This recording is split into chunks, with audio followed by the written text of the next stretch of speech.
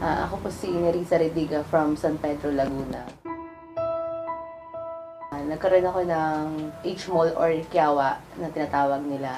Nag-start kasi yon December na nag-stop yung menstruation ko. Nag-PT ako. Then, nag-result ng positive sa pregnancy test.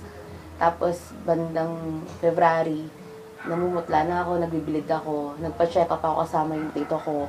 Yung sabi ng OB sa akin, i-ultrasound ako kasi wala daw heartbeat ng baby na naririnig sa tiyan ko.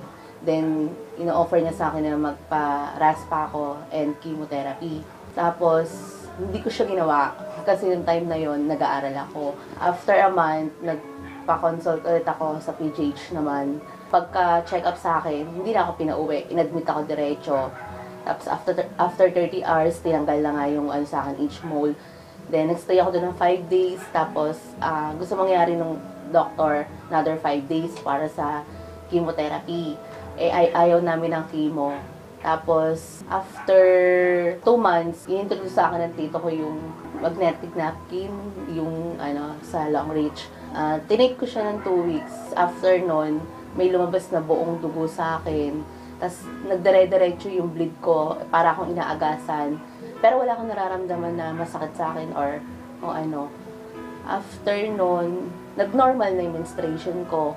Hanggang sa naging regular na. Tapos, ulit ako, nag-stop na naman yung menstruation ko. So, nag-try ulit ako mag-PT, nag-positive siya ulit. Then, nung nagpa-check up ako, hindi na siya H-mole, baby na siya. Then, yun nga, kapapanganak ko lang nitong July 14.